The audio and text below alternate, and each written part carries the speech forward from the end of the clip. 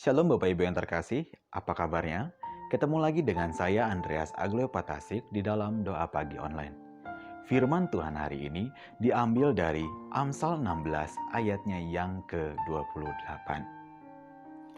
Orang yang curang menimbulkan pertengkaran dan seorang pemfitnah menceraikan sahabat yang karib.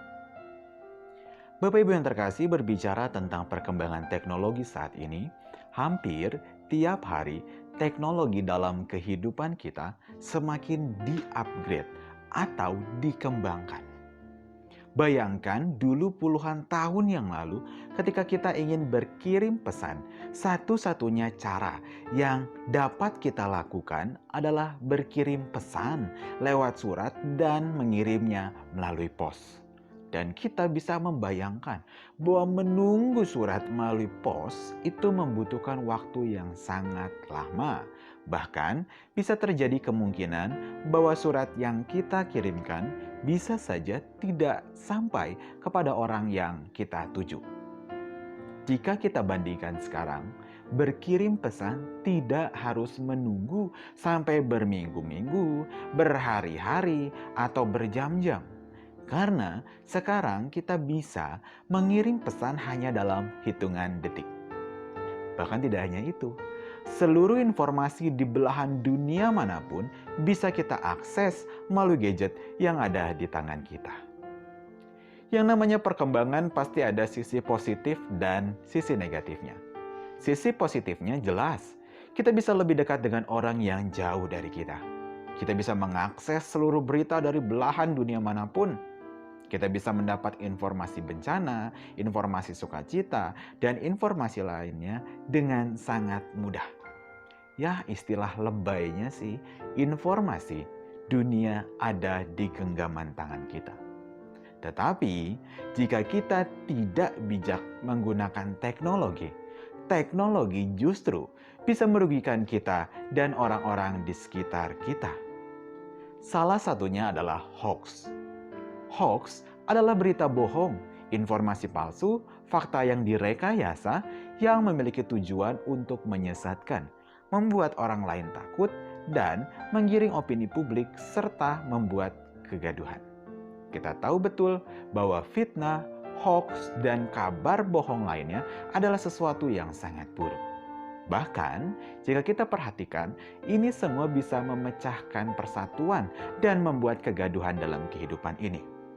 Tetapi saudaraku, sayangnya masyarakat Indonesia, bahkan orang Kristen sekalipun sering menyebarkan dan membuat hoax.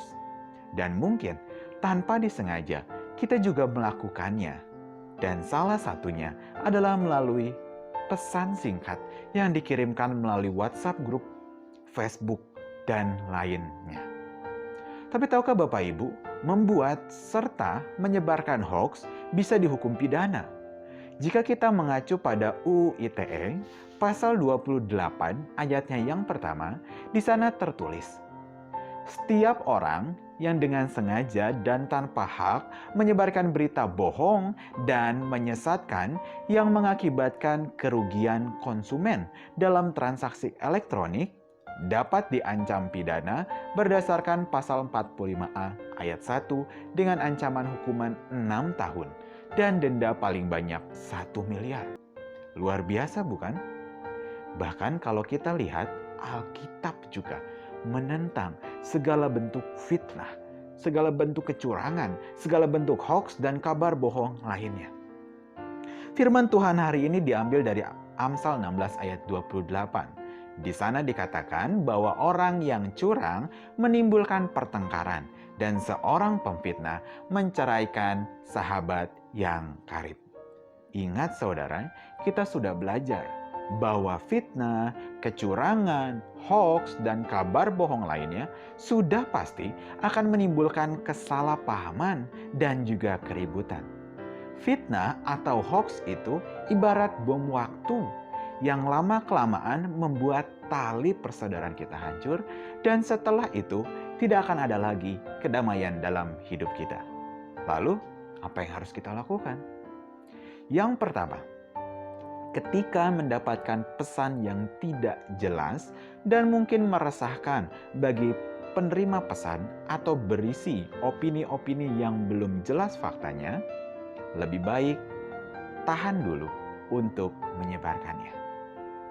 Lalu yang kedua, minta hikmat pada Tuhan untuk memilah dan memilih mana yang baik dan benar untuk kita sebarkan. Lalu yang ketiga, jika kita tidak yakin bahwa itu adalah hal positif dan fakta, lebih baik kita melaporkannya kepada Kominfo dengan cara seperti di samping saya. Nah, jika Bapak Ibu sudah melakukan ini, Bapak Ibu sudah mentaati peraturan pemerintah dan melakukan kehendak Allah. Mari saudaraku, kita gunakan media sosial dengan berhikmat, sehingga kita dapat menjadi berkat, bukan menjadi penyesat. Tuhan Yesus memberkati.